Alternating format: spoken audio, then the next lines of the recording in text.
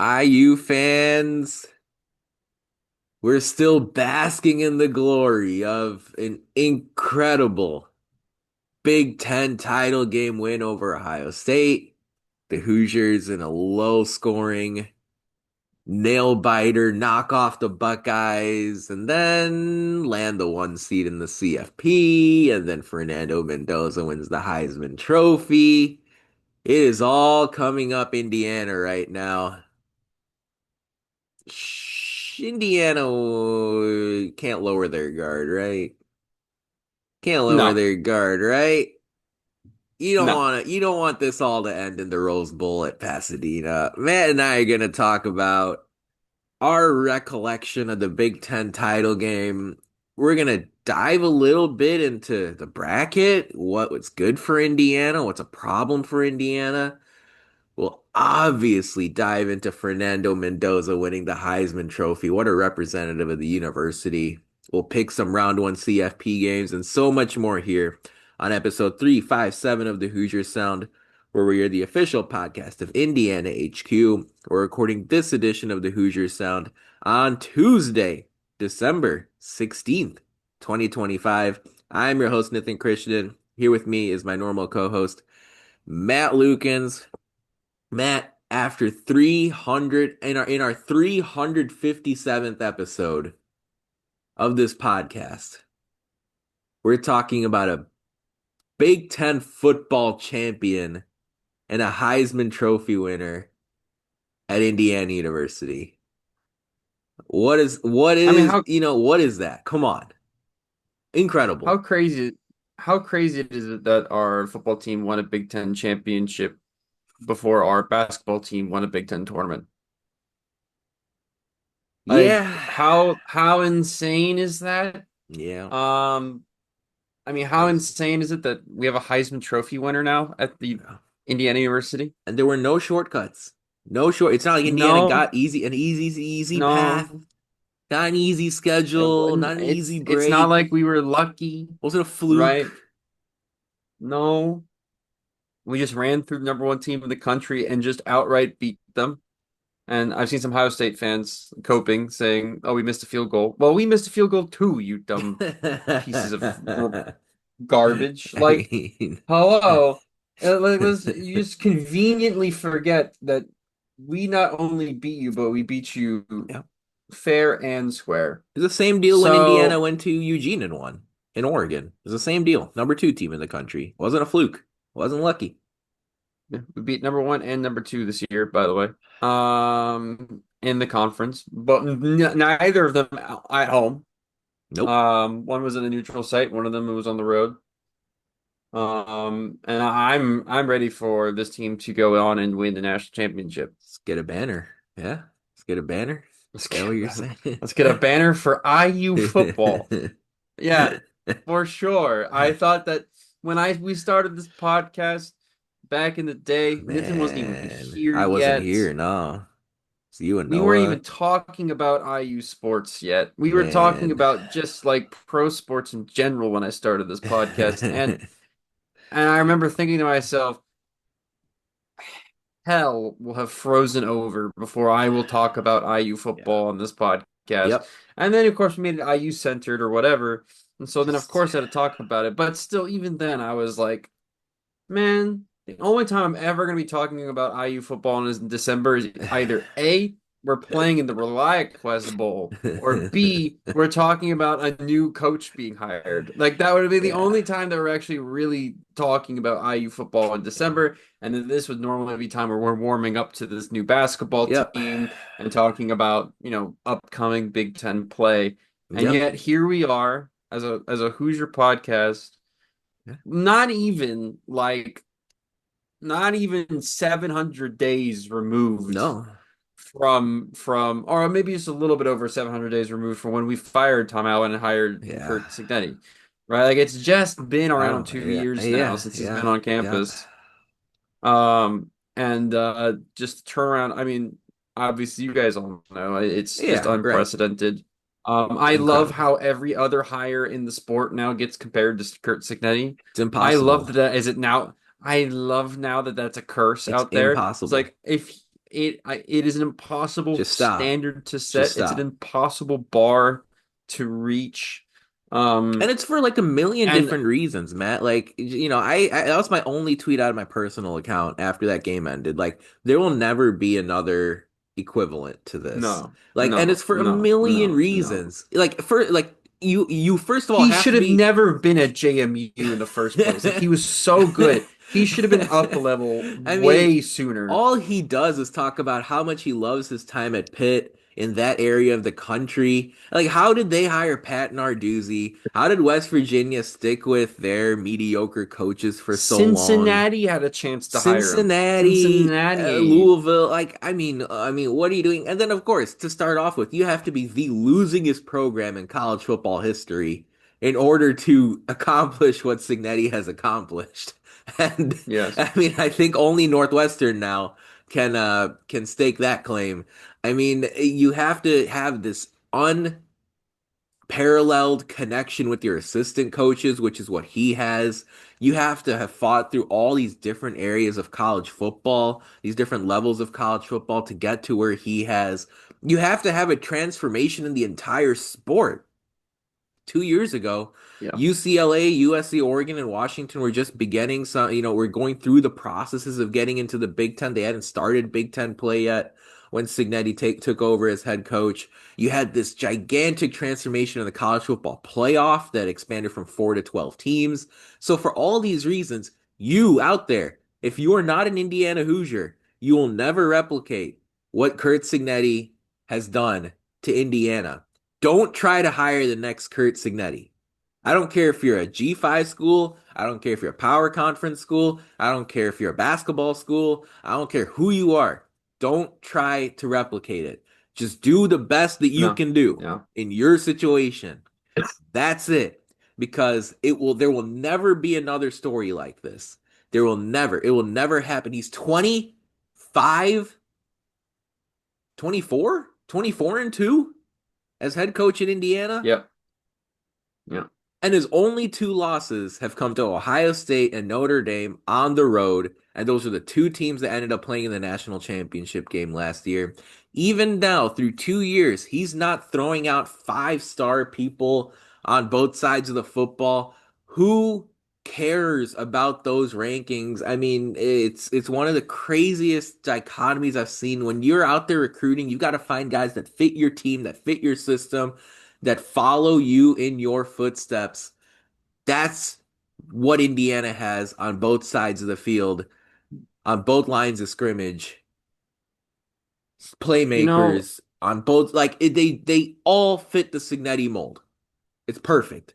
you for years, Nithin, I sat on this podcast and told people that IU football can compete Yep, with I remember. anybody, Yep, but they had to get a guy that had believed in himself and played a version of football that would drag the big boys into the deep end, yep, right? That he would be a guy that had to be able to find talent in places, in crevices and cracks in the ground and places in the middle of nowhere. And if this guy had to go to Siberia to find somebody, he'd go to Siberia to find somebody. He had to find a guy that could identify talent at such an elite level that it didn't matter if where these kids were coming from or yeah, who they were. That once they got on campus and they developed that, they would be able to be used and used to their potential, to their fullest potential. And Cignetti does that better than I think any other coach in America, yep, right? 100%. And It's we only incredible. have. I mean, he's just an incredible person. It's such an incredible story. I see people online, some of the saltiest Purdue fans, waiting for us to be found that we're cheating. I will tell you, and anything but what this program has been doing has been cheating. This has just been all above the board stuff. It's just lightning in the bottle that we've caught and But got us winning what's a cheating? football What's cheating championship. though?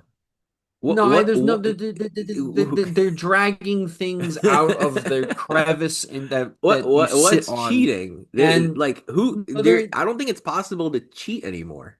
I mean, no, it's maybe like it would have to be well, flagrant. Flagrant stupidity. playing players whose eligibility is up Yeah, would be cheating. something. Yeah, But sure. but even then, like Lewis Moore is fine. So like again, The people that say courts we're involved cheating him. He is the least cheater, the yeah, lowest I level of know. cheating. It was like legal I know. approval. Yeah, literally had legal approval. Nah, just like, oh, they're paying players more than they're saying or whatever. Like, Yeah, come well, on, whatever. man. Like that you guys are just salty assholes. Anyway, look, hey, this is what it is. And again, like, part of the whole you'll never find another Cignetti thing is, he almost needs the program more than the program needed him. And no question, Indiana needed him 100 out of 100, but he needed a place where not only could it be a power conference opportunity for him, but he had full authority over everything, right? He wants the Mm, big power conference stepping stone for his career to punctuate his decades and decades of coaching, but he doesn't want to cower to the governor of Louisiana or Adidas, who remember yeah. were rumored to have some input in the James Franklin firing at Penn State. He doesn't want to take a back seat to anyone in the No. administration. If your athletic director is overstepping their boundaries, he's gonna retire. Curt Cignetti could retire tomorrow if you hire him at your school, and he Yep. will not regret it. If he doesn't like the relationship he has with the AD or the president of the university, if he doesn't like the relationship with the shoe brands or the apparel brands at the university, if he doesn't like his relationship with the fan base at the university, he will stop coaching tomorrow. And I'm not joking. He was ready to retire at Yeah. JMU. He was ready to Yeah. he loved his life there. He was in full control of a successful program. You see them in the playoff once again, completely deservedly. Everything Yes. was humming in the right direction at James Madison, and he was happy there. And he said, you know what? Indiana is a place where I can check all my boxes. And fortunately, Indiana said, hey, Curt Cignetti checks all of our boxes. So let's go. Let's make it happen. You're seeing this volcanic eruption of winning over the course of 2 years, where again, the only two losses, and this is a testament to how great of a program Ohio State is and Notre Dame, especially last season, but like they beat Indiana fair full on, and that's what's fueled the fire coming into this 2025 season. Matt, you and I both watched the Big Ten title game. We haven't really dove into it too much. I would love to take a few minutes here, 5-10 minutes here. You're in What's up? China. You're halfway around the world. I want to know what your thoughts and reactions were as we were going through this game. Let's almost do a quarter by quarter, blow by blow of how this Ohio State Indiana game went a couple of Saturdays ago. Obviously, the Hoosiers won 13-10, but it was a winding road to get there. In the first quarter, Matt, we wrap up the quarter with Indiana trailing 7-3, but you had a wild sequence of events where you talked about Fernando Mendoza on the first play of the game getting decked by Caden Curry. You had a Nico Radic's field goal. You had an interception by Fernando Mendoza where he was picked off by Ohio State. And then the Buckeyes converted that takeaway into a touchdown to take a 7-3 lead after the first quarter. What were your reactions to some of those key moments there in the first 15 minutes? Because there were several key plays in that first quarter, including Omar Cooper getting injured. I had probably the most unique view of this game out of every IU fan in the world because while everybody else was off of work, I was working. I was actively teaching kids while this game was going on. So I had my phone with the game on in the corner of my desk where I teach. And every 30 seconds, I would somehow mosey my way over so I could watch the next play. So I saw everything happen. I Man. saw everything. But it was just really funny because my students noticed I was doing this, and then we ended up all watching it together during the break, which was really funny. But anyways, Heck yeah. um, yeah, it was really cute. There you go. Anyways, There but you that's go. besides the point. Yeah, the first play he gets decked. I thought he died. I Thought his muttered life left something his under my body. breath. I Yeah. literally muttered on something like, of course this would happen. Yeah. This was like this. I was like, this is just so on brand. Like we're so excited for this chance to take on Ohio Yeah. State And coming in. now It's number one versus number two. Finally, IU has a chance to show out on a national stage in front of everybody and the committee and everything. And this is the chance to say we're here. And then the first play Heisman of the Mendoza, right? On a the chance for line. us to win our first Heisman, and the first play of the game, he's out for the rest of the season, done with like a neck injury or something. So that's I Penix, thought right? that was Penix all exactly over what. again. 2020 Yes, Penix. I've been there so many times with this darn program, and I just sat there and I went, oh, I said, "What am I?" In Chinese, which is "Oh my effing God," and all of my students were like, "Oh, I know what he said." Um, and funny enough, my Man. so I teach the way it works is I teach the class and I have another teacher in the class with me who speaks Chinese. So that way, like the kids have an issue or anything, Hmm. they don't have to come talk to me Hmm. in my broken Chinese. They go talk to the Chinese teacher. Yeah. Rita is her name. God Yeah. bless her. Yeah. Rita knew exactly what was happening this morning. We had back-to-back classes while this game was going on. And so she goes, "You losing already?" Oh, I said, Rita. Rita's and I trolling. said, yeah, I know. I went Rage around and I said, baiter. I think our quarterback just died. Just for like died for real, died? And I was like, Maybe. I don't not know if they even get his kidding you. lungs. I'm like not even kidding you. I was like, I think he might actually have a serious injury. And then I checked back to my phone like 30 seconds later, and he's like running back in the game, and I'm like, What? where? What did they just shoot him up with in the back? Like, did they just take him in the back and they gave Yeah, him IU the the gave? NIL now is also funding the healthcare for Yes, the that's right. IU Health stepping We're up. in behind the medical tent. There's chug jugs back there, and they're just filling them up with Fortnite juice and throwing them back out there. Go, be fine. But no, I really thought it was over in the first 15 seconds of the game. He comes back in. Nothing really that memorable from that drive, Yeah, in right. my opinion, but just okay, we got him back. Thank Yeah. God. I do remember, oh, we had a couple of So, somewhat productive running yeah, plays. we did. The And lines were and holding up. I remember that too. yes, and that was my first reaction was, oh, we're in this game.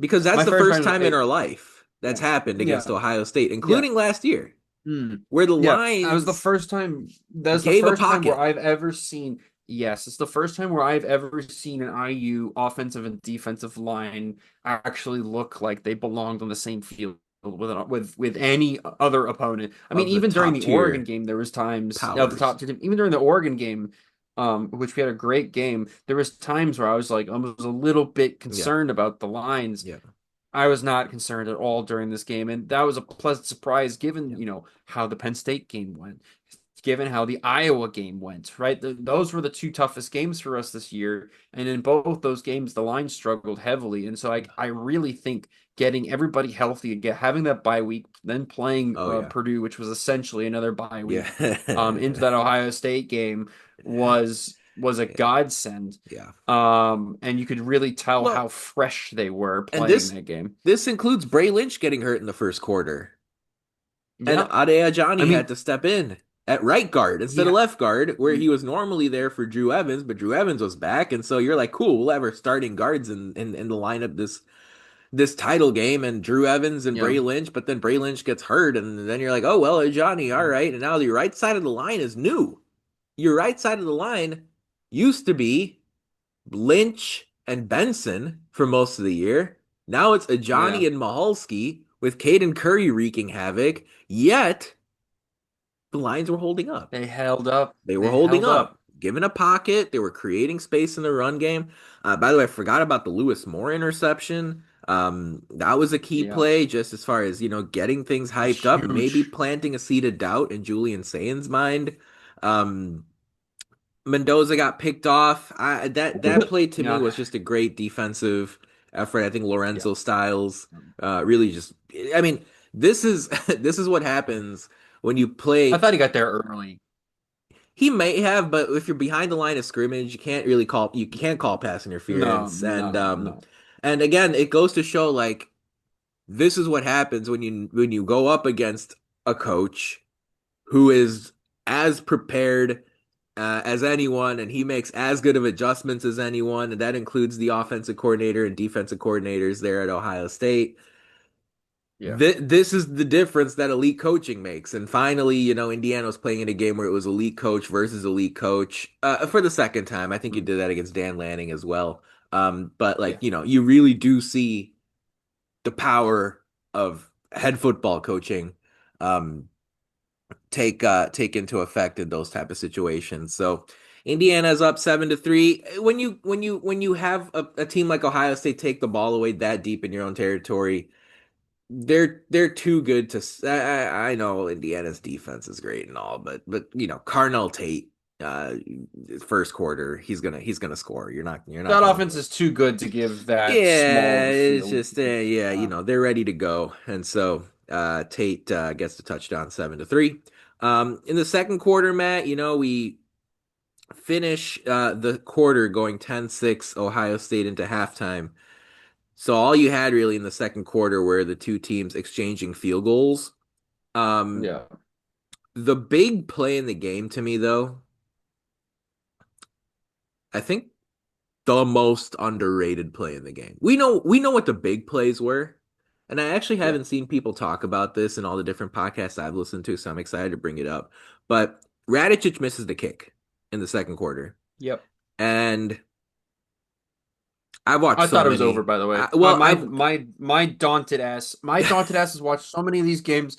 I missed the field goal. I said that's it. Like I had flashbacks. I had Vietnam flashbacks to last year's Ohio State game. I went that we've special seen this teams. before, right? Yeah, Yeah. special teams kicks us in the butt and And I'm sitting here and I'm going, to me, it's not even an Indiana thing. It's more of an Ohio State thing. Again, this is a program that, oh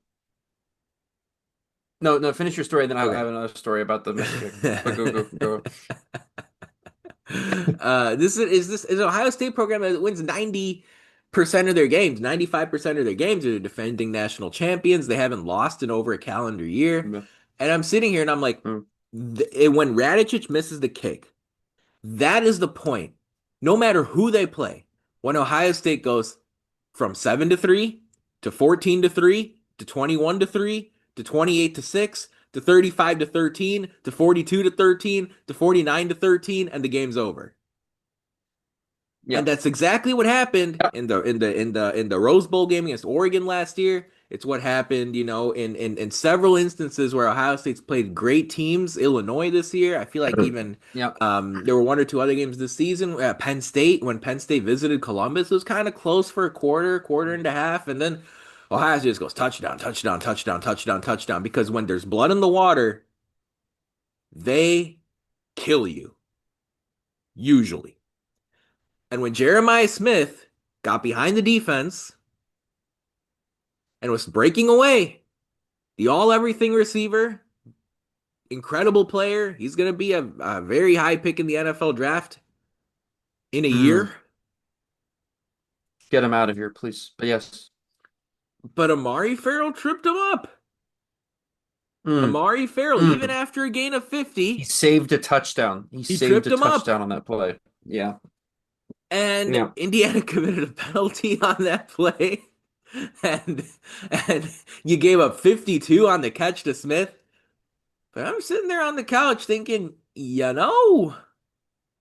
tripped him up.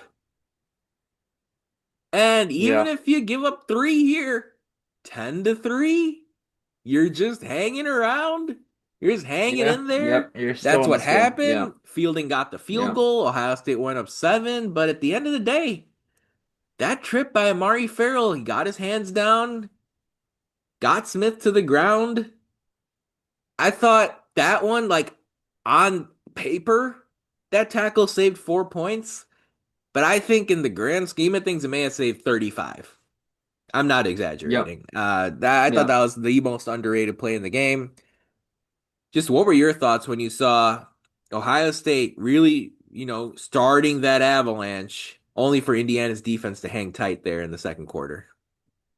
So the way you're learning so much about my work today, but the way I teach is we teach 40 minutes to the kids, then we have like a 10 to 15-minute break, and then I teach another 35 to 40 minutes in the second period, and then it's over. So they have like an hour and a half per class. And in the 10-minute break, I'm allowed to show them anything I want on the TV. Usually it's SpongeBob. But today, in this class, I was showing them the IU football game. It's their first time for most of these kids ever watching an American football game. Yo, amazing. And amazing, awesome. Of course, the minute I turn it on, IU's kicking the football and they missed the kick. And every single one of my kids in my class went, "Yay!" Oh And I looked at man. them with daggers and I said, "You're not allowed to say that." They're like, "What?" They were so confused. Anyways, that's the funny part about the missed kick is a bunch of Chinese kids just were celebrating it, and I was wanting to tear my hair out. But no, in that same period of time, the Jeremiah Smith catch happens. I go, oh my God. Oh man. All my whole class is going, ooh, because ball goes far and somebody catches. But um no, I mean you're right. The I don't even know how he trips him up, to be honest, because he like barely taps Yeah, yeah, Jeremiah Smith yeah, at all, yeah, and just strong enough to knock him off. I mean, it saved 7 points. You're right. I think it saved probably like yeah. 20 or 30 there. Right. That's the And thing. funny enough, that Ohio State field goal that they would go and kick would be the last points they scored for the night. I know, I know. That's so insane. Even hearing it again, they wouldn't score again. And Just an yeah, absolute masterclass defensive performance. And somehow, some way, we've retained Brian Haynes through all of this coaching carousel. So can't be cheating. I don't think it's cheating. I I don't think think it's cheating. I think he's I think the it's a staff. head coach The that staff is loyal to Sig, and we have a head coach that genuinely loves the university, which is Matt, fascinating. Sharon Moore got fired, right? Last week. And Yeah, he went to I jail. was on Yeah.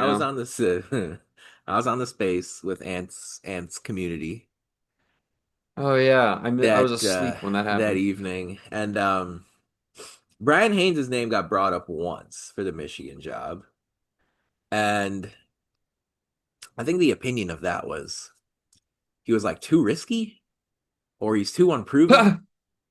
Yeah.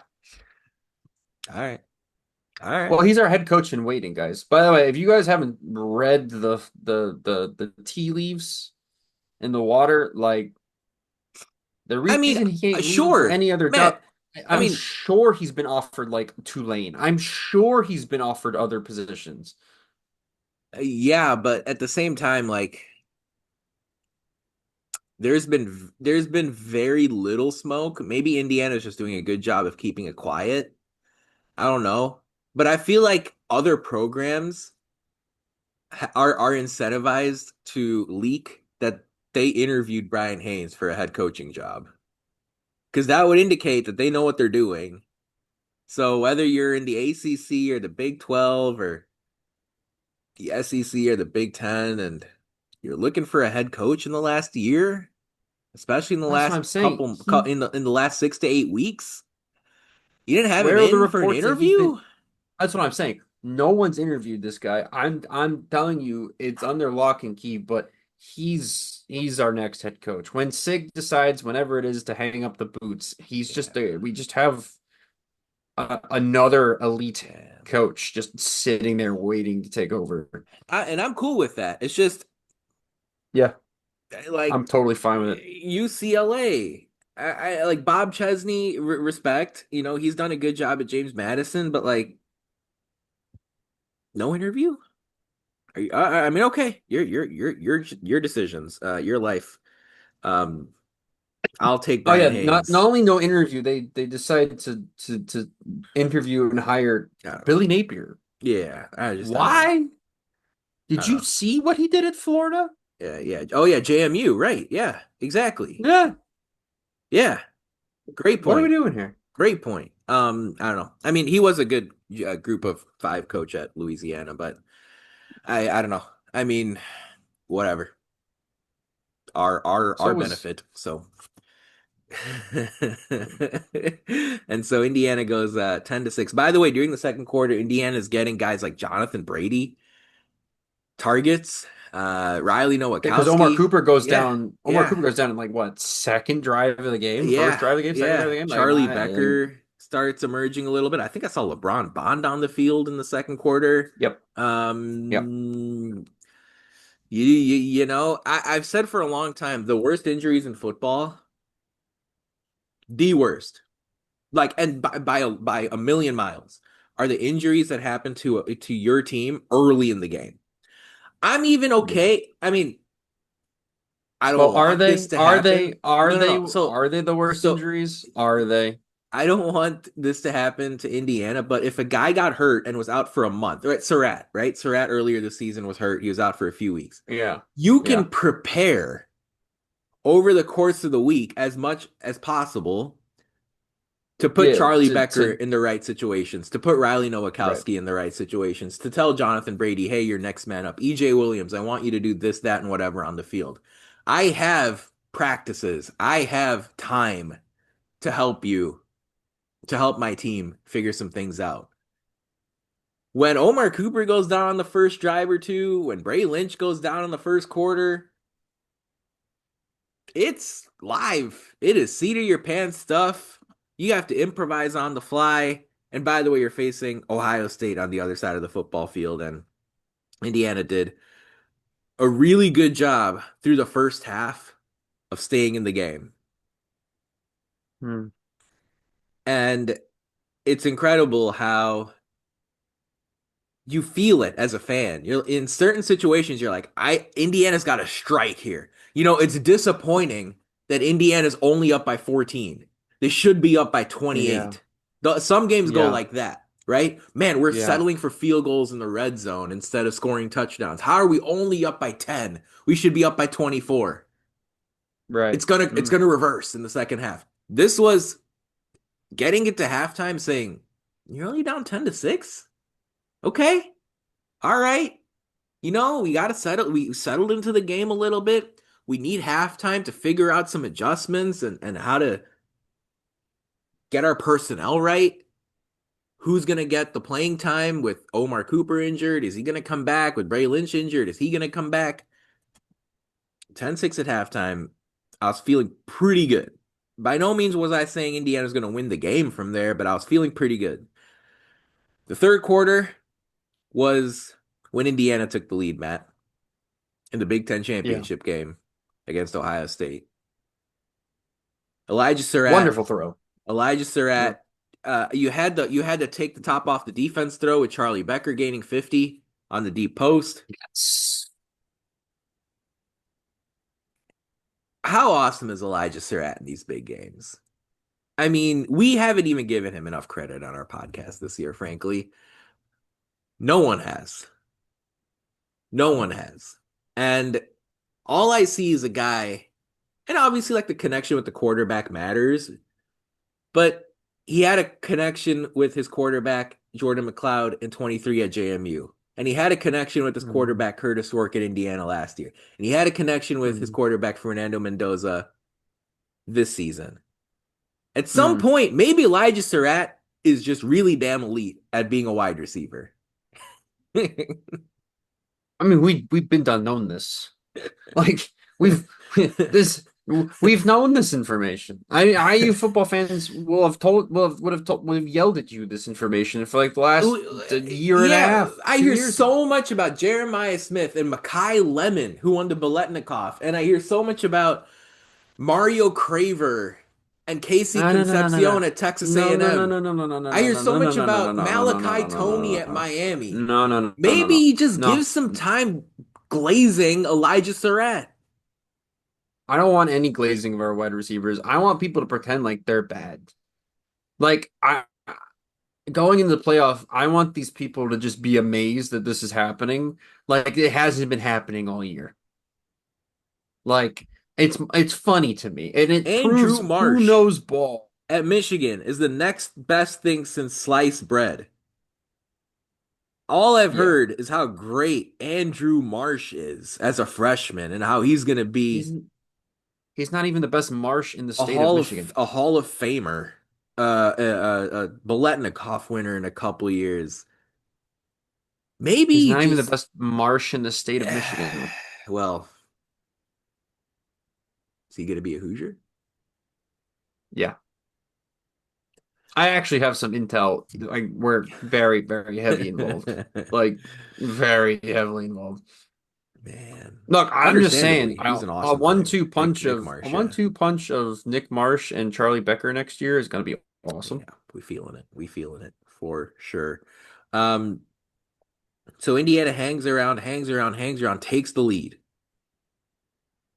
And then you get the pivotal failed QB sneak by Julian Sand before the end of the third quarter, where you kind of thought he got it in real time. But once again, shout out to the rest for doing their job. I will say, I mean, there were a couple of whining complaints that I had in the Ohio State game. But generally speaking, whether it's at Iowa, at Oregon, at Penn State, home Illinois, home Ohio State, I feel like the officials have done a good job. And it's incredible how much better it makes your football viewing experience as a fan.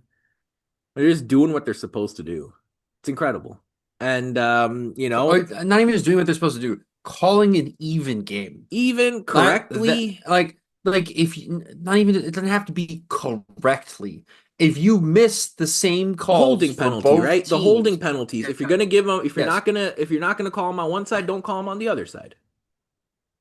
If you're gonna wrap up Julian Sand while you're getting a face mask and then blow the play dead early because it's a sack and instead of it being a face mask, I'm okay with that.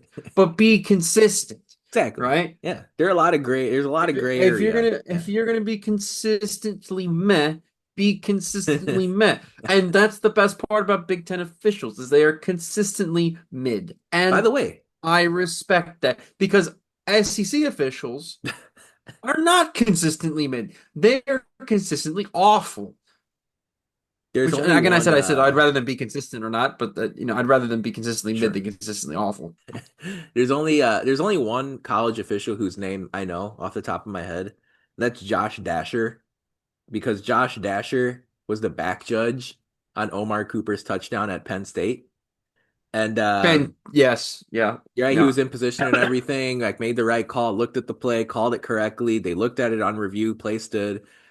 Josh Dasher was also on the crew Saturday night during the Big Ten championship game at Ohio State. Can he be on the I can know. he be on the crew for every game we play from Like, now on?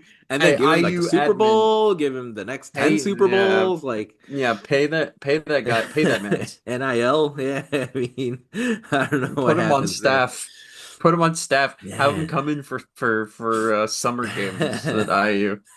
Come ref practices. So end of the third quarter, Indiana has a 13-10 lead. Obviously, Indiana has the ball because Sayan was short on the sneak because his knee was down a little bit early. By the way, what a crazy, crazy decision from Ryan Day. You are a yard and a half out. So egotistical to go, oh, they're Indiana. We're bigger and stronger than them, which they clearly weren't this game. In We this, have better athletes yeah, than them. yeah. Clearly, they weren't that much better than us this game. To go out there at a yard and a half and go, we'll just Philly special it. And it didn't work. That was that drive, or was that later? It might have been later I because Kamara got that penalty. Kamara got that penalty on that play, right?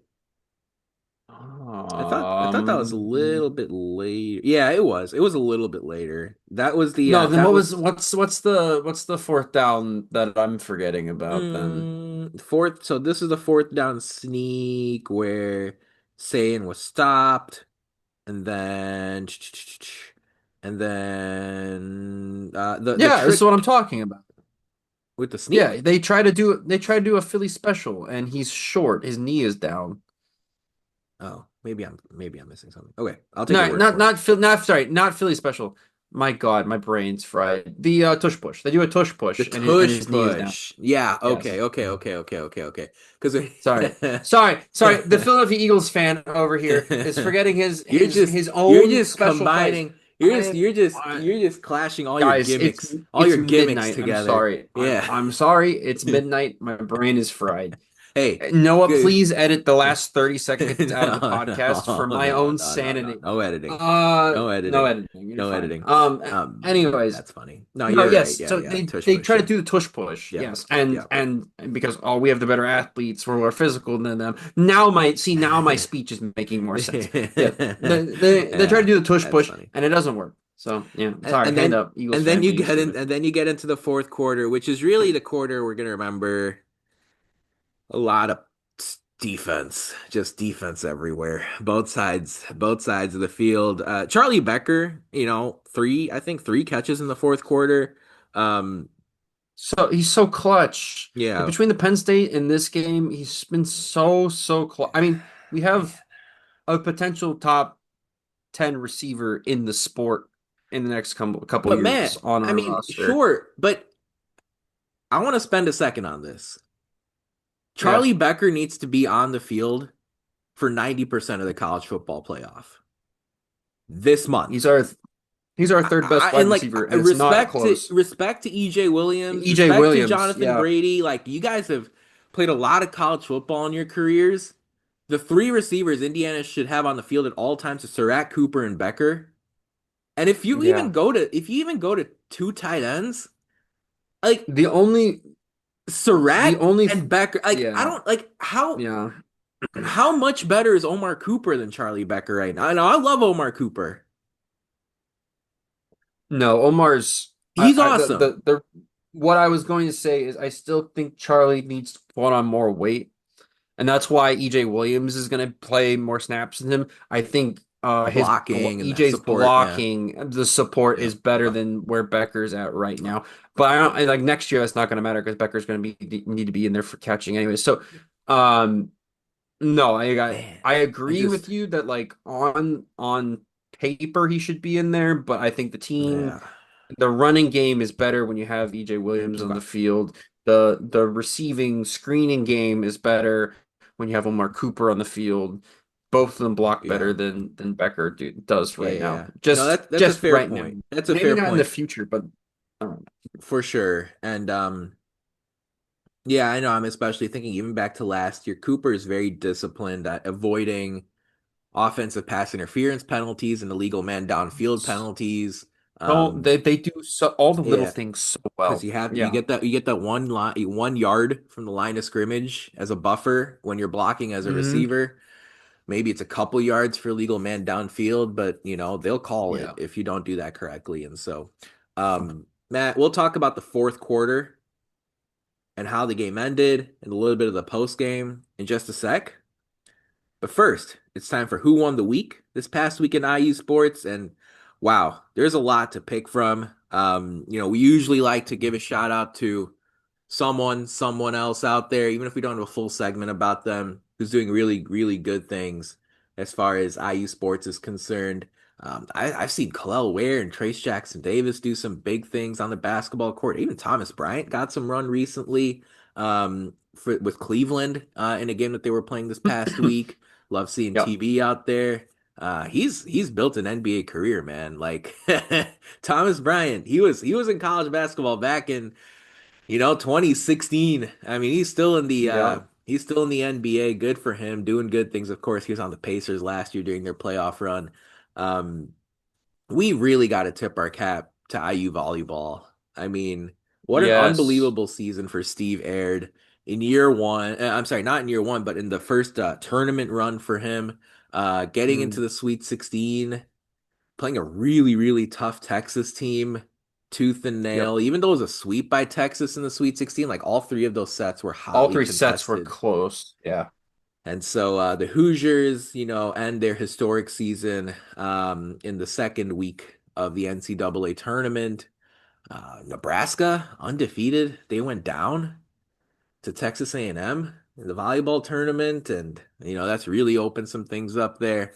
But for Steve Air to do what he's done, an extremely competitive conference. I mean, I've said this before, like Terry Morin is a blueprint for how to turn things around at Indiana for a program that doesn't have much of a pulse.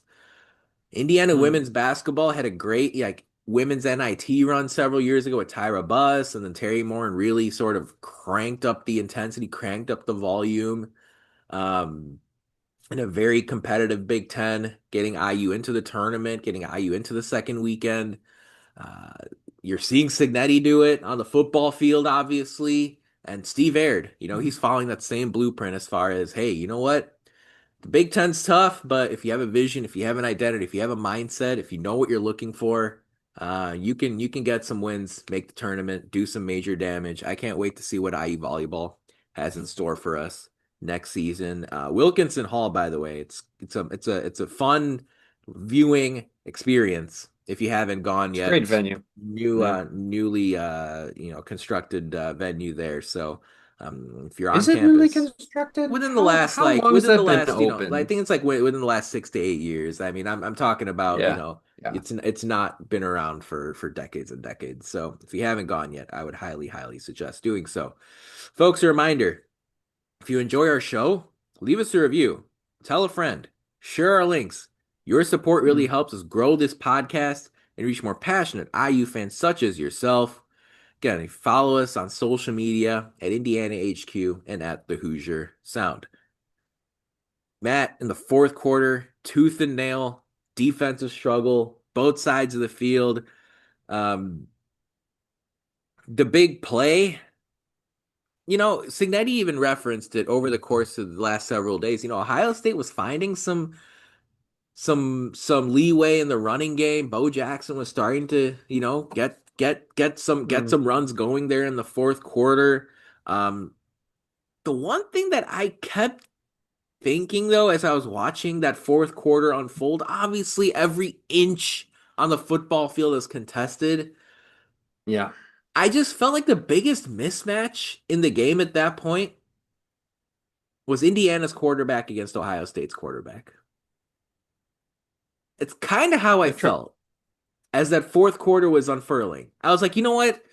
On the lines, both sides are 50-50. Ohio State wins some plays, Indiana wins some plays. In the secondary, both sides are 50-50. Ohio State's contesting some targets, Indiana's contesting some throws to Ohio State's receivers. Yep. Coaching wise, Cignetti and Ryan Day, I feel like are going back and forth. Cignetti burned a second half timeout early, which I didn't like, but Ryan Day was doing one or two stubborn things that he typically does because that's the way he is. Hey, Cignetti's a stubborn guy too. Yep. I just felt Indiana's quarterback was just in greater control. I don't know if that's going to result in a win because it's obviously a close game in the fourth Yeah. quarter. But I'm sitting here, I'm Yep. going, even if we have to take this to overtime, I kind of trust Fernando Mendoza a lot more than I trust Julian Sayin. And I'm trying to view it as objectively as possible. Julian Sayin, I don't know, Matt, he just didn't pop off the screen to me, which is hard, which is very rare for an Ohio State quarterback. Yeah, he didn't pop off the screen at all for me. Given the weapons he has too, like I thought for sure, I was gonna see something out of him. I don't know if it was the play calling or whatever, or they're just Hmm. egregious use of tight ends. I don't know what happened to their offensive coordinator, but their offensive coordinator just fell in love with tight ends halfway through the third quarter. Kashmerick And and Max Clare, yeah. they just kept dumping it down to the tight ends, and you have these two like all Yeah, world yeah, yeah, yeah. wide receivers Yeah, and Carnell. I mean, it.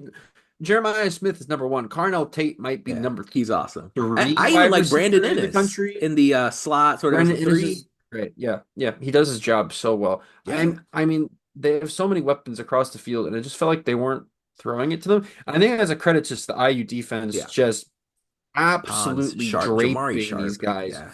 Jamari Sharp played the game of his life. Yeah. I He think was that so I good. don't think I've seen Jamari Sharp play a better No. game than he played And that's a big against development. Ohio State. That's a That big is a development. huge development. That's a big development. We need him, especially going to the playoff. I mean, if we're projecting forward to the first round matchup, I mean, I we could be playing Alabama, who only throws the Yep. ball. Yep. So having him at the top of his game would be nice, for that game. But all that being said, I thought it was a complete defensive performance. Oh, so good. And then of course, you know, you were talking about injuries earlier. And you're talking about the worst kinds of injuries. I mean, the worst kind of injuries is when you lose your star defensive lineman to him jumping up and high-fiving your fans after the game. That is the worst kind of injury possible. But I mean, that's just so on brand for IU football, right? But it's also like the Cignetti thing. Like Man. that's going to happen to us, and guess what? Someone else is going to step up for him, Jose right? Wheeler, And have Dominique I, Ratcliffe. Let's go. you know, earlier this year, when we lost Surratt, I thought, oh, here we go, and Becker steps up. Yep. We lose Omar Cooper in that game. Becker steps up again. We lose Offensive lineman stepping up the offensive all over the line. place. We Caden lose Turner not for Bray Aiden Lynch. Fisher. Yeah. Caden Turner comes in for Aiden Fisher, does a heck of a job. All year long, we've had, and again, this is a team that when we went into the year, I don't know about the depth. I know about the starters, but I don't know Even now, about the Signetti's depth. like, I don't know. Even now, he's like, I don't Exactly. know about the depth. I still don't know about the depth, but by God, we're finding ways to win, and that's credit to this coaching staff, and actually even more credit to the players who've waited their turn behind these really, really good players that we have at IU. um, to show what they can do with a Yeah, little bit more responsibility. And so I'm not worried about it at all. I'm just sad for Stephen Daly, who I know. I would love for him to have a couple more highlight moments as a Hoosier. I Yeah, would have loved for him to have been a Hoosier for a couple more years, right? Like he's a guy that I've yeah. come very much fallen in love with. I Yeah. mean, leads the team in tackles for loss, and Just game wrecker. he's just been absolute a game wrecker and gamer at the same Yeah. time. I But I mean, it's just just a crazy though, Matt. true Like how we sit here and like Indiana has struggled so long to find elite defensive linemen. And yet in recent years, yeah. in the last 2 years, the guys that have been elite for Indiana are Mikhail Kamara out of James Madison, CJ West out of Akron, Stephen Daly out of Kent State. What the heck? Why did it take so long? I mean, obviously Because these Signetti and Haynes and Derek Owing, strength and conditioning, they're all like, playing a key factor, a key role into all of this. But no, it's not this is like an we're going easy out there getting answer. five-star guys No. from the state of Florida and California and plugging them in and having them have elite season. We had Deshaun McCullough. That was okay. But these guys are playing at an all America level. One, you have elite coaching, but two, these are the guys that would have gone to Michigan State under Mike D'Antoni. These are the guys that would have gone to Wisconsin under Mark Brett Bielema. D'Antonio. Mark D'Antonio. Mike D'Antoni's a different What did I guy. say? Mike D'Antoni. Oh, Yeah. dude, what is wrong with me today? No, Mark sorry. D'Antonio, yeah. Anyways, we're going to Mark D'Antonio at Yeah. Michigan State. These Yeah. are the guys that would have gone to Brett Bielema at Yeah. Wisconsin. Yeah. These are the guys that will go play for Kirk Ferentz at Iowa. Yeah. Like these are the guys that those programs were finding. Yeah. And we're just using them better. Yeah. Straight up. We're just Yeah. using them better because we have better defensive staff. That's just all that's happening. So good. So good. Yeah, so, obviously Fielding misses the kick at the end. Charlie Becker ices it with a 35-yard catch down the sideline. Um, I love that Indiana was throwing the ball there a couple of times on third downs. Honestly, I think just from a common sense standpoint, it's trust your Heisman quarterback to win you the Big Ten Trust championship. And by the way, Fernando. they could have called a designed run. Yeah, I would not have been surprised if they called a Mendoza run. I think even Joel Klatt mentioned it live on the fly as the commentary and the broadcast is going. It doesn't have to necessarily be throwing the ball. It could be, hey, you know, he could he could get him to run it. We're saving the running play for Oh, the I national see. I see. championship. Okay, okay, okay, okay, okay, okay, okay. By the way, It's so obvious, but it's so not obvious. I think that 46-yard Hail Mary at the end from Sayin to Jeremiah Smith has like messed up with the computers because at the end of the day, thanks to that completion, Indiana and Ohio State looked like they were about 50-50 as far as the yardage was concerned. Yeah, 50-50 as far as like the first downs were concerned. It's graded as like an explosive play to an elite wide receiver. yeah, And I think that sort of mess up with the computers, which I think is also is going to mess up with the point spreads. I think if yeah. the game ends without that Mendoza, without that Sayin to Smith completion, I think Indiana's your. I literally do think if that Hail Mary doesn't happen, and maybe Indiana sacks Sayin on the last play of the game, I Yeah, think Indiana's your national title favorite right now. I'm not exaggerating when yeah, I say that. I think yeah. that last play has sort of thrown a curveball. I don't know how much y'all care about all this, but I think it's thrown a little bit of a curveball into some of the metrics and some of the analytics that go into making point spreads and creating Mhm. odds for futures and things No, like good. that. I want this to happen. That's a good thing. And This is a good so, thing. you know, I don't want to go in with we're already the number one team in the playoff. well, yeah, We don't need much more of a target on our back. We're the betting favorite going in. Then I mean, like it's a different we have story. all the Yeah. pressure, Yeah, you know? exactly. Anyway, Cignetti will create enough pressure for his team. There's no question about that. No, Um, absolutely, yeah. let's talk a little bracket, Matt. I mean, I use the one seed. Obviously, the Rose Bowl is the first stop here, and then you have a semifinal game in Atlanta, and then the championship game in Miami. You don't want to look too far ahead, obviously, but first things first, Indiana will face the winner of Alabama against Oklahoma. In the Yeah. semis, Indiana will face the winner of JMU, Oregon, or Texas Tech. And then in the championship game, you look ahead and it's your two seed Ohio State, your three seed Georgia, maybe a deep run out of six seed Ole Miss or a seven seed A&M or 10 seed Miami. As you look at the bracket, Matt, what do you like? What do you dislike? I thought honestly, on the balance of things, it worked out pretty favorably for Indiana. It's very balanced. I want to dodge playing A&M and Georgia desperately. Um, like I think Georgia's team speed on defense is just going to wreak havoc for you. If we play them. And the same goes for A&M.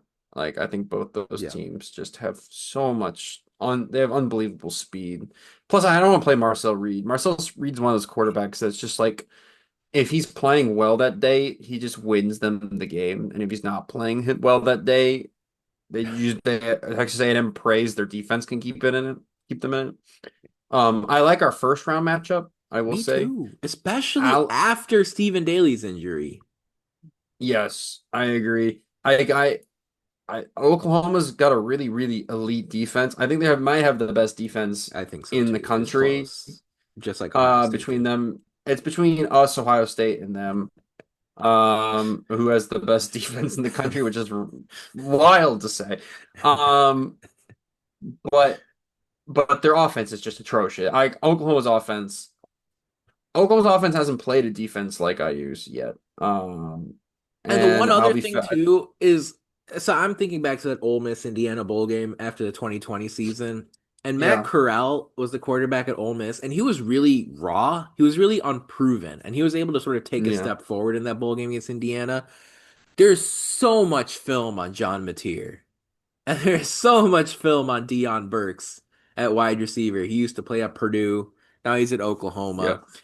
yeah. Jaron Kanak, the tight end, like none of these guys are going to sneak up on you, especially with the No. diligence of this coaching staff, and that's what makes me feel a little bit better. Yeah. And then Alabama, I mean, Kalen DeBoer, homecoming, playing Kalen. Uh, Fun. Ty Simpson, I think, apparently, allegedly has a back injury. I heard that And too. is playing through some stuff. I That would mean, explain a lot. they, they have no running game. I mean, literally It's no. They shocking. are. It's It's shocking. shocking how bad they are Derrick at Henry running the ball. University and TJ Yeldon University and all the Yeah, great I running mean just a backs. billion Mark Ingram like Mark Ingram. billions of yeah Nothing. There's There's nothing there. always a good Bo Alabama running Scarborough, back. I There's remember him. always I Bo liked him a lot. Scarborough. So many good running backs.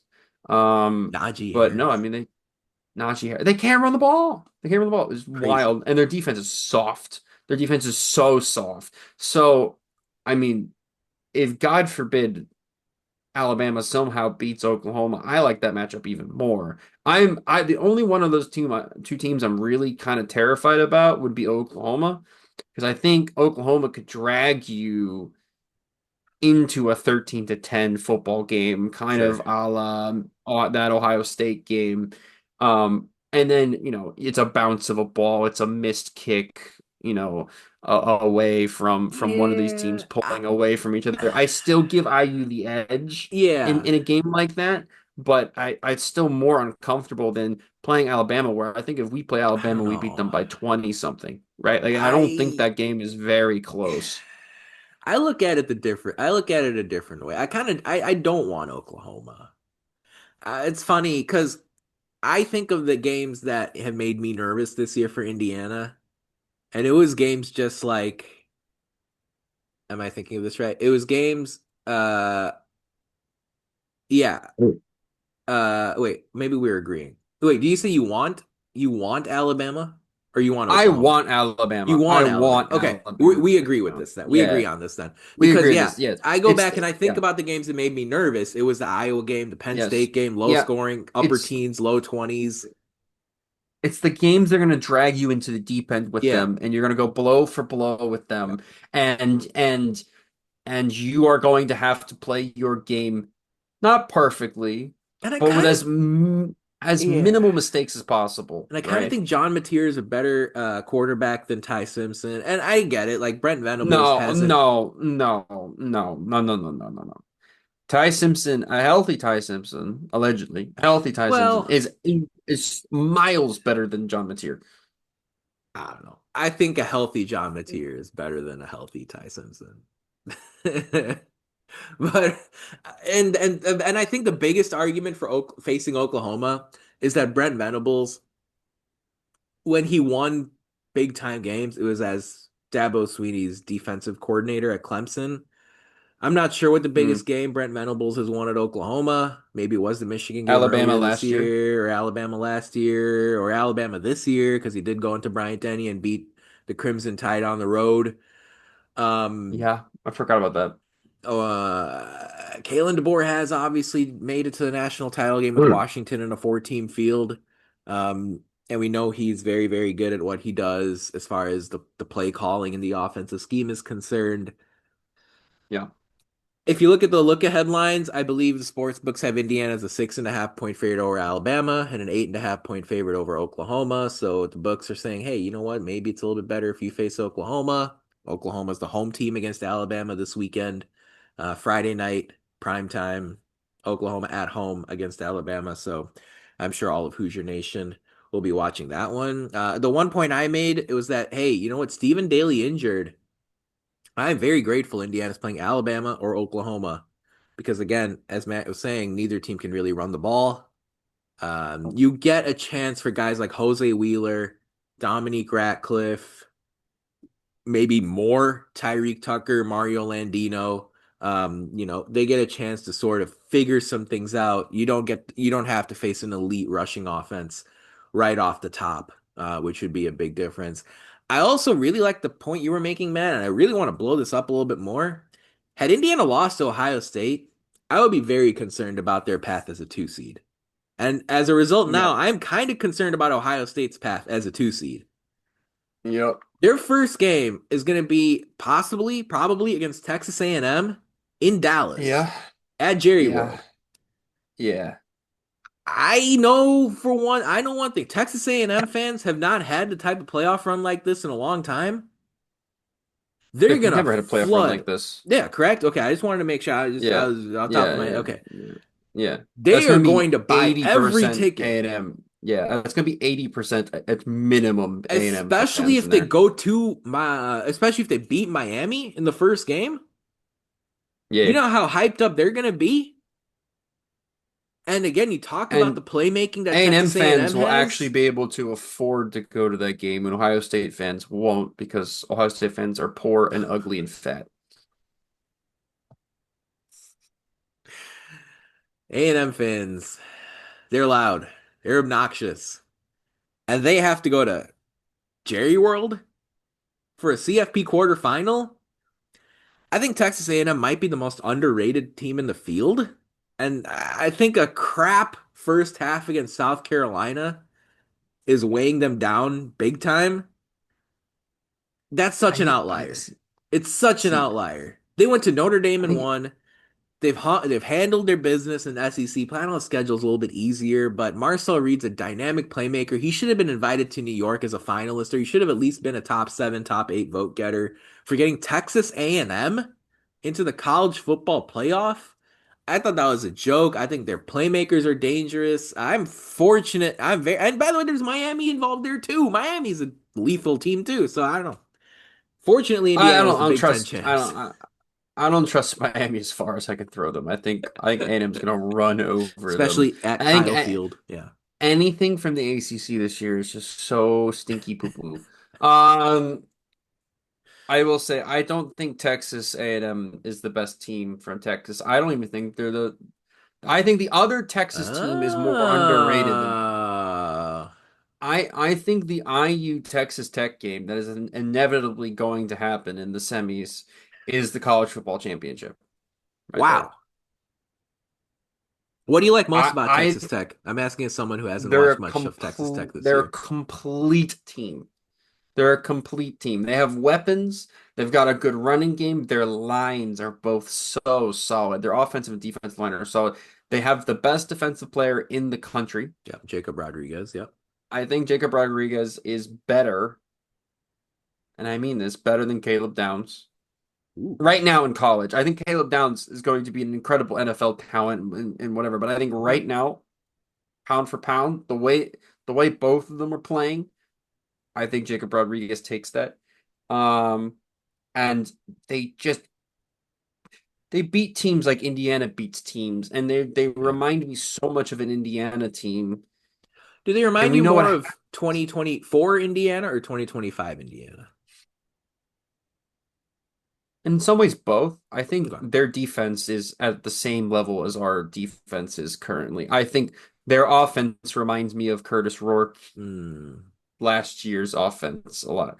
Very explosive, but can also switch it up and go methodically. They can do everything. Yeah. They can do Yeah. everything. Sure. They're an incredible team. And in both of the tests that they've really had this year, they absolutely manhandled BYU like they were Yeah. Utah too, right? Didn't they go to Utah and Utah. win? They you went to Utah and won. They really haven't struggled in many games this year. Their Like, defensive okay. line is incredible. They might have the best defensive line in the country, and that's what terrifies me the most because their defensive end Bailey is Yeah, he's a what game. everybody He's a thought game South. changer. Who Yeah. was South Carolina's like elite edge Oh, rusher? Everybody was afraid of this year going into the season. oh, yeah, I know who you're talking about. And then I realized South Carolina was terrible, so I stopped paying attention. Yeah, he is what everybody thought that the South Carolina guy was going to be. Yeah, Like yeah. he is I know who you're an talking elite about though. game wrecker. Um, and I think the winner of the IU Texas Tech game is going to be the eventual national Yeah. champion. So what I'm looking ahead a little bit to that Oregon Texas Tech game. Obviously, Oregon has to beat JMU first, but Oregon Texas Yeah, Tech, I think that's gonna be there's gonna it's be gonna be great a tape. It's gonna be well, great for tape sure. for. I think it's going to be a weight class adjustment for Texas Tech. Like I think Oregon is significantly better than BYU and Utah. Oh, So I I agree on so I that think in part, that but first half, I'm curious to see how Texas Tech looks where against a is that team. game, by the way? I think it's in Miami. I'm not 100% sure. I think it's in Florida, so you're truly neutral for both teams. Um, Yeah. big travel for Oregon, but they're used to it. Um, the speed, the strength, the athleticism of Oregon on the lines of scrimmage, on the perimeter. Mm.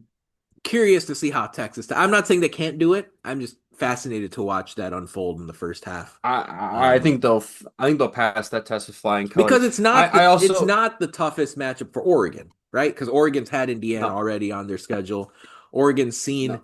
what this type of speed and game breaking ability looks like. So their adjustment is just based on travel, if nothing else. That'll be a really, really fun game. Hopefully, really taxing for both teams. I agree. um, so all in all, there are some things we like about the bracket, some things we don't like. We're gonna wrap it up here, maybe even pick some CFP round one games here in just a sec. But first, real quick, folks, a social media shout out. If you enjoy our show, again, leave us a review, tell a friend, share our links. But on social media, you can find us on Twitter, Facebook, and YouTube at Indiana HQ or at the Hoosier Sound. On Instagram, Matt, we're not Indiana HQ, but what are we? Indiana.HQ. You can find us there. Join the masses. Obviously, men's basketball, a lot of discourse going on right now. March Madness bit on thin ice a little bit. Gonna have to do some work in Big Ten play. Darren DeVries, It's my okay. man, you good? Oh, yeah, yeah, I would we're yeah. not supposed to be talking about basketball on this podcast. I do want to say, please, Ease guys, up, have ease up, patience. ease up. All right. No, yeah, have some patience, guys. It's clearly they missed on some things in the portal. Yeah. Um, They're like still a top 30. I getting will We'll see. they're still I top 30, just but get a big, man. Get a big, please, for the love of God. It was so obvious all year long. Get somebody that has a little bit of power for rim protection. I'm just That's all Lane's really, team it's needs. just so funny because like we've seen the shoe on the other foot where we've had the bigs, but we don't have the perimeter stuff. We're close. We're there. We'll put it Yeah, we're close. together. We'll put it Also, together. if I'm being completely I, honest, I would rather be in this position than being having the sure, big and then sure. not having. I'd rather have these games are infuriating when we lose because we miss a billion shots, but when they are hitting shots, it's genuinely Yeah. fun to watch. Hey, So I'll that's the take this system, for and now. that's how you game the system nowadays. Frankly, that's how you play the net rankings. When you win by 50. Not even literally. You win by margin, 15, 10, Yeah, 12. yeah, yeah. Penn State game's not going to happen again. But I don't know. Yeah, we'll just see how it goes. Um you can find us folks on social media. We talk about men's basketball, women's basketball, football season, volleyball. We were shooting out tweets about how successful Soccer. those folks were. Yeah. Soccer team doing some big things. Palmer Alt, I think, was coming off a legendary season there for the men's soccer team. So give us a follow if you haven't already, and if you have, again, spread the word. That's really how we grow our account, grow our podcasts. That's really what we love doing there. Yeah, Matt. So Indiana, we're all gonna be watching Alabama, Oklahoma Friday night. Should be a good one down in Yeah. Norman. Um, I think on the balance of things, we're pretty good with IU's draw. The real frustrating sort of hold your breath kind of game, I think, will be how Indiana fares if they win in the quarters against Texas Tech or Oregon in that semifinal game. I think Oregon's a lethal, dangerous team still. Again, their only loss this year was to Indiana, which quality loss, Yep. to say the least. There are four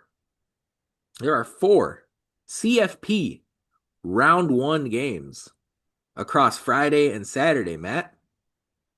And one of the Yes, things that sir. we like to do is give our give a pick or two each week, whether it's an upset special, whether it's something against the over under, whether it's something as far as the point spread is concerned. Just like throwing these out. We watch a lot of college football. I don't think there's a podcast out there that watches more college football than this one here. So Matt, as you look at the different games going on Friday into Saturday, obviously, all four games will be played at the venue of the home team. Oklahoma, A&M, Ole Miss, and Oregon will be hosting. Is there an upset pick that you like? Is there a point spread pick that you like? An over/under pick? The floor is yours. What is your CFP pick or two of the week? I like not very much of an upset, but I like Oklahoma to beat Sure. Alabama, It's even a though marginal Bama's upset. the Yeah. it's an Alabama line. But I like Oklahoma to win at home. Um, I like Ole Miss to cover against Tulane. Oh, okay. So Ole Miss, no Lane Kiffin, Chambliss a quarterback at home against a Tulane team that they beat considerably That easily. Ole Miss crowd is going to be so pissed, so angry. That's going to be actually I'm have to watch that game now that I'm thinking Oh, about it. it's I gonna be fun. Yeah. you will not see a more angry home crowd than you will see at that Ole Miss game. They're going to want blood in the water that game. They're going to want to see that opponent Tulane die on that field. Um, and then I sneaky like James Madison to cover against Oregon. I don't think they win that game. It would not surprise me if they went in there and that is a one possession game in the fourth quarter and things are very uncomfy for Oregon. So I like those are my picks. Those are my picks. I like it. I like That's it. Yeah. You got Ole Miss Oklahoma to straight up. cover, Yep. James Madison to cover 21, Yep. Oklahoma to upset. Oklahoma straight But it's up. not really much of an upset. It's Alabama by one. But Straight up. you know, Sure. Yeah. Um, yeah. I completely agree with you on JMU. I especially like this if you shop around, especially, it's Tuesday across Yeah, Wednesday, find an alternate Thursday. spread. Well, Find an alternate spread. Maybe not 21, but they're certainly covering 24, I think. yeah, try to see if I mean, but most importantly, if it's 21, get the 21. Don't settle for a 20 and a half. Yeah, Get the yep, 21 or yep, 21 and a yep, half. Don't take this at 20 and a half, if you ask me. yeah, yeah, This to yeah. me is 21 or more. As far as JMU to cover, I think that's a very important number there. Um, you said Ole Miss to cover. We'll see. You know what I'm gonna do? I'm gonna take the over in that game. I'm gonna take over 56 and a half. I especially think, again, shop around, try to find a 56 if that exists. Check your sports books. Um, Along the lines of what you were saying, in a blowout game script, I think Ole Miss runs it up. Yeah. Yeah, yeah, yeah, yeah, yeah, yeah, yeah. I think they They, really run it. Like if they're up 35 nothing going into the fourth quarter, I think they're going to go 42, 49, 56. Like, and that gets you to 56. And then I don't know, Tulane kicks a field goal and there you go. Um, I think Ole Miss doesn't ease up on the gas pedal if they're up big. Meanwhile, I think you also get this alternate universe where Tulane is finding some stuff offensively against an Ole Miss defense that maybe is a little bit shaky, maybe a little bit wobbly, and you might get it the other way where Tulane and Ole Miss just keep exchanging scores, and you get a really fun game. this Ole Miss Tulane game is fascinating to me because they played each other earlier this year. I know. And by the And way, and John and Summerall's and leaving too. yeah, yeah, but I at least they have their head coach and their whole staff still. Well, it's not in state, but it's the same region at Tulane in Louisiana. Um, Close. They're yeah, close. regional stuff there. Yeah, no, I totally agree with you. I'm taking Alabama. I'm sorry, I'm taking Oklahoma also straight up. Yeah. I don't know The how Bama is no, so favored so in the that books are game. weighing in the fact that Bama outgained Oklahoma by like 200 when the two teams played each other in Tuscaloosa earlier this season. Alabama Yeah, to but me has regressed severely the last 3 weeks, and I'm using that. Like Oklahoma went to Alabama and won. Okay, yardage stuff. Okay, fine. Oklahoma did look a little bit shaky against LSU at the end of the regular season, but this to me is a really good example of just a home team that knows what they're doing, crossing the finish line. Alabama feels like if it gets ugly early, 10-0, 14-0, they hit the quit button. I feel like that's how this looks. This Yeah. team's a quit I feel team. like they're on the ropes a DeBoer's little gone, bit. by the way. He's not staying in Bama You this don't think so? offseason. There are No, rumors. I mean, there are reports that he's not going anywhere. I like the idea. Sark to Michigan, Okay. All right. DeBoer to Texas, and then somebody to Bama. I don't know who. I want pure chaos is what I Ooh. want. No, I A think no, second carousel. Two jokes aside. carousels. Yeah, that'd be that. I mean, I would love a carousel that breaks the first carousel. Like people that were already hired for other jobs going to do ones that open up. I want all chaos. No, I'm very interested to see who Michigan gets for that job. Yeah, I me heard too. Jeff Fish from Washington's name thrown Yeah, around yeah, a yeah, lot. yeah. Jed Fish, I yeah. think that not Jeff Jed Washington's Fish. Washington's a good job. I'm sure that's pretty attractive to Washington's a some good folks job. out there. But also, I I don't think Jed Fish has done a very good job at Washington. And for him to take that jump and go to Michigan, I do not like the hire for Michigan. Oh, I don't think that's good. I they got don't to think that's thread the good. needle a little bit just because they have Bryce Underwood and they have, sort of this prestigious history. And it's a great job with a great fan base, but they've got some major red flags culture wise that they have to figure out. And They're so cheater, chicken eaters.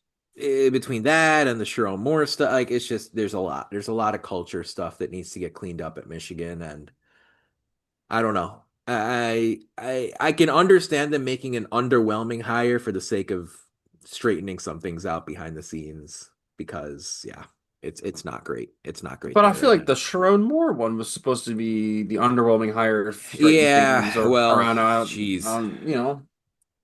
Whoops. So I Missed think that they one. should just go win football games, figure out the program stuff later if you're Michigan. But I mean, I don't know who they get, so I don't I know. don't know. Like, I don't I don't think know. I don't. I really don't. I made that joke earlier, but I really don't think DeBoer's leaving By the Bama way, for Michigan. I think you and I are both in agreement here. We have no idea what to expect out of Miami, Texas A&M. I know you were saying Miami's a little bit, No, I have unpredictable, but absolutely no. Texas A&M wins that game by okay. by a billion. I don't I believe don't in this agree with Miami that. team. No, I I don't don't agree believe in with this that. Miami team at all. Also, Kyle Field is going to be so Yeah. fired up for that game. Yeah, no, that's true. All right. Okay. I'll hold off on that one. I don't I know. like I don't know. this reminds me. Remember last year, Penn State got to Yeah. host a playoff game SMU. against SMU, Yeah. and Penn State ran SMU off the field before halftime. Yeah. Yeah. Like this is And it exactly was what like I their think defense. It was like Penn happened. State's defense, I think, scored 2 touchdowns or something in the first half, Yeah, and if I that's what's recall. gonna happen. Yeah, this is what's gonna. This is screams to me. Screams to me. Carson Beck throws like two pick sixes this game. Like, No, I no, hope Miami wins. no. I don't trust anybody that fumbles a Cavender twin as far as I can throw them. Okay, No, I don't. I'm no. sorry. No, Got his into the decision making. playoff. They beat Notre Dame. I That don't Notre know. Dame game was a fluke. That Notre All Dame right. was an absolute Okay. fluke. Well, A&M also There's a beat Notre Notre Dame team Dame. that was still figuring out who they were at the beginning of the year, and Miami got lucky to play them when they Man. did. All right. Any final thoughts, Matt, as we wrap up here on this Tuesday? Lots to talk about. Indiana to the Rose Bowl. We have not nearly enough time to talk about Heisman Mendoza. We'll find another time for that. Anything No, else you no, want to that deserves a large segment on its own, and we are so far behind because sorry guys, know? no, seriously, I was in and out of the hospital, super sick, so that's why we haven't really done an episode. So All that's good. like that's We'll on figure it me. out. We'll figure it out. Yeah. Sorry guys. Yeah, I've been dying. I've had pneumonia every version of the flu and then got pneumonia again. So that's on me. So sorry, guys. Any And final as you can tell, thoughts, I'm Matt? still recovering. Anything you want to cover off on before we wrap up? Anything I forgot to mention? Anything that you want to re-emphasize before we close up here? I'm just I'm just surprised that we ended up ending our streak against Ohio State in football before we ended our streak winning games in Wisconsin in Oh man, basketball. We yeah, have a longer losing streak at in the Kohl Center. basketball at the Kohl Center than we do against Michigan and Ohio State in football. Yep. Yep. All Curt Cignetti's done is come to Indiana, beat Michigan, beat Oregon, beat Ohio State, beat Penn State in Happy Valley. Scenes, goosebumps. Um, Unbelievable. Like yeah, genuinely unbelievable. I like Nithin Cignetti was both our number one guy going into the offseason when we yeah, hired him 2 years ago, yeah. right? We Like like Cignetti a that lot. was there was no one else we put above him, did we? I would love I need to go back and listen to that podcast episode when we Oh first man, talked about it good when Tom stuff. Allen was fired. I'm pretty sure the only person we talked about was like the only hire here is Curt Cignetti. Like he is the only one that we should be hiring that we should even be talking about. And then for us to like immediately out go hire him and then for it to work out, I think they should put us in charge of coaching searches from now on. Um, I'm kind of looking through some of the moves that were made. I'm trying to remember. Yeah, I genuinely cause think Cignetti was just by far the number one option. let's see here. I might have brought up Dan Mullen. CBS gave him an A. Gave the hiring an A. It's going to be tough for him to rebuild Indiana, but he's the right man for the job. So yeah, Manny Diaz going to Duke. Yeah, I didn't want We Manny had, Diaz. who I liked a lot? Sean Lewis. Remember, he was at Colorado and then he went to San Diego State, and Yeah. he was a Where's pretty he at now? inventive. I don't know, but it's crazy to think about. Willie Fritz went from Tulane to Houston. I liked him a decent amount there. Um, I was never sold on Jed that. Fish went to Washington during that cycle. Mm. I was never a We big weren't Jed getting Jed Fish Fish guy. though. Michigan promoted Sharon Moore that Sharon cycle. Moore, Michigan Lamau, State hired Jonathan Smith. Northwestern Lamau. Northwestern promoted David Braun. Mississippi State got Ended Jeff up being good. Lebby. I like Jeff Lebby from Oklahoma. He went to Mississippi He's not State. bad. He's been all right. Fran Brown went to Syracuse. Um, yeah, Cignetti above all. No question. Yeah, it was the best hire of the offseason. Yeah, big time. Best hire of the And that last gives me decade. confidence that Scott Dolson got Darren DeVries right from a process standpoint. Maybe it's a year, maybe it's 3 years. The process makes a difference there. Getting everyone on the same page. If I speak, I am in trouble. But No, I'm trusting in the process. yeah, I just trusting the process. That's the big thing there. And that's how that works. As far as my thing is you know, it's only a matter of time before the conference championship games go away. We really don't need them anymore. Let's just start playing with the playoff. Um, so sad. I'm good with expanding the playoff too. If you want to put 16 in there, I'm good with that. Um, Notre Dame has nothing to cry about. You deservedly were left out of the field. Yeah, get a conference, you stuck up, Join a league. stupid Join a bleeps. league. Yeah, Join a conference. join a That's it. league, join a league, you schmucks. That's it. Join a conference. Now, if you ask me, I would not have put Alabama in the field. I think other teams had a better I think even Texas had a better argument than Alabama did, but ESPN is going to put Alabama in the playoff if there's any wiggle room. So I thought I BYU get probably it. deserved to be in Yeah, over Bama. you could argue BYU, but again, if like Bama, it's just I think those schools, BYU, Texas, deserved it over Notre Dame. I think no, I think Notre Dame deserved it over everybody, to be honest. But I mean, you didn't get in because you're not Splitting a part hairs. of a conference. Join a So league, join a conference. And again, like I don't know. I think what I'm trying to say is I think Bama was the fourth most deserving team that made it in. they made it Like in. of the teams, if the teams that didn't make it in, no, sorry, that didn't come out right.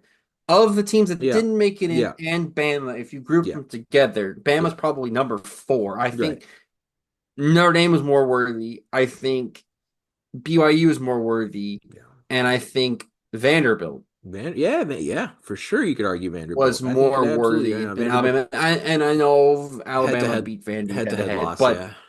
but I still think based on recent work, Yeah. You could have argued for for Vanderbilt too. So, um, even though Diego Pavia is making a joke of himself now, so I don't know. Like, I think everyone should how loosen do up a I little bit. hate Vanderbilt's football? No, I would ease up on Pavi a little bit because you have to be a little delirious to win games and get to top 15 status at a place like Indiana or at a place like Vanderbilt. And for Indiana's Yeah, quarterback yeah, in yeah, recent years, like Curtis Rourke and Fernando Mendoza have had their head on correctly, on their shoulders correctly, but yeah. it sometimes it's the Diego Pavia. And I wouldn't be surprised if Indiana had a kind of a lunatic quarterback next year in a couple years. And that's how you get to Maybe top 15 maybe top 15 maybe status Sam leave because it, right? look, like I wouldn't be that surprised. Like I think you have to have a real bulldog underdog mentality to just be like F Alabama, F Indiana, F Texas, F the entire country. Like we're just gonna go. They went to Tennessee and crushed the Volunteers, Yeah, and it's yeah, because of they did. Diego Pavia playing the way that he plays. So I understand there's a little bit of this. Look, we need Indiana and Vanderbilt in college football. And I understand Pavia did some stuff that he regrets. Whatever. This is whatever. It's fine. He's going to be a little bit of a wild card guy, kind of guy. But honestly, like, if I didn't have Fernando Mendoza on my team, I think Diego Pavia would be pretty close to the top of the list at who I would want at quarterback at Indiana. What is this leveled-headed take out of you? I want Diego Pavia to burn and I want him to stub his toe He's and fun. I He's want him to step on a entertaining. He Lego. wins games. He's been pretty significant in the college football world as far as that eligibility You know, stuff. you know, He didn't win the I think Heisman. He was a little that's the butthurt. part. I get Yeah, it. he's a little butthurt. I get it.